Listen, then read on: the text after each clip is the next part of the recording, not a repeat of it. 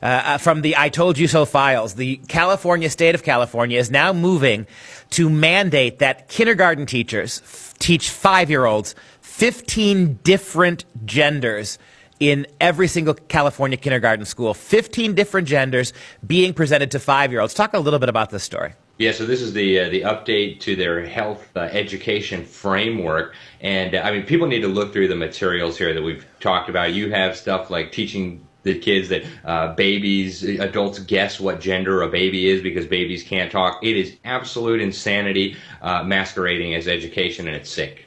So to make sure we understand what's happening here, the state of California has recommended, and when California recommends something, that means they want it in there. They've recommended a book for 5-year-olds to begin to comprehend the complicated nature of gender. As a matter of fact, in this book, you're teaching 5-year-olds 15 different gender variants. The title of the book, by the way, is called Who Are You? Inside the book, they say, quote, for some people, there are more than just two choices. These are a few of the words people use. And you're exposing 5-year-olds to these kinds of gender differentiations. Trans, genderqueer, non-binary, gender fluid, transgender, gender neutral, agender, neutrois, bigender, third gender, two-spirit, whatever the hell that means, and even more words on the word salad spectrum.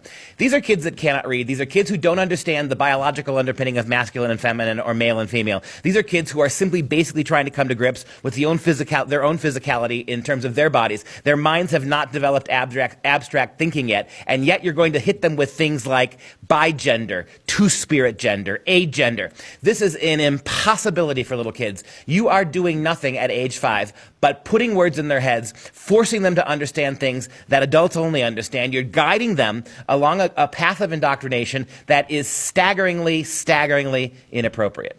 Yeah, well, that's the insanity that we're dealing with now, and we see that it's very effective. If you look, we covered at the Freedom Project in the Newman Report, we covered a study out of the UCLA where more than 25% of California children between 12 and 17 are now gender non-conforming. So, they're not comfortable, they don't identify with their biological gender. So I guess they thought 27% was not enough, and so they want to start early in kindergarten with this 15 different gender thing. But, as soon as the next revision comes around, 15 will be outdated, that'll be discriminatory, and then we'll be off to 68 or a million. That's the insanity that we're dealing with. According to California's new law, if they pass it, moms and dads will be utterly unable to opt their kids out of this. You will not be able to hold your 5-year-old kindergarten kid home if they're teaching 15 genders. You're going to have to, under the peril of the law, compel your kids to attend this.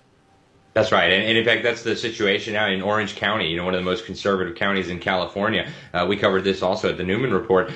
They said that parents may not opt their children out of instruction on the homosexuality, the transgenderism, the new families, and all that kind of stuff. And people need to look through this. So what it is in addition to insanity, it's a direct assault on the fundamental building block of civilization, which is the family. It used to be that parents had the final say. Now we've moved from parental consent to parental mandates, that as parents, you will subject your kids to this kind of stuff. We know better than you do. And when it comes to radical sexual politics, don't forget, Alex, we talked just the last time we were together about how California has among the lowest performing literacy rates. That's right. It is a tragedy of monumental proportions. And the government's own data shows that more than half of California's children cannot read, even at a proficient level. Less than 1/4 of black boys in California in the government school system can read at a proficient level. And here they are worrying about how they're going to teach them about 15 genders in kindergarten. They ought to be figuring out how to teach these poor kids to read,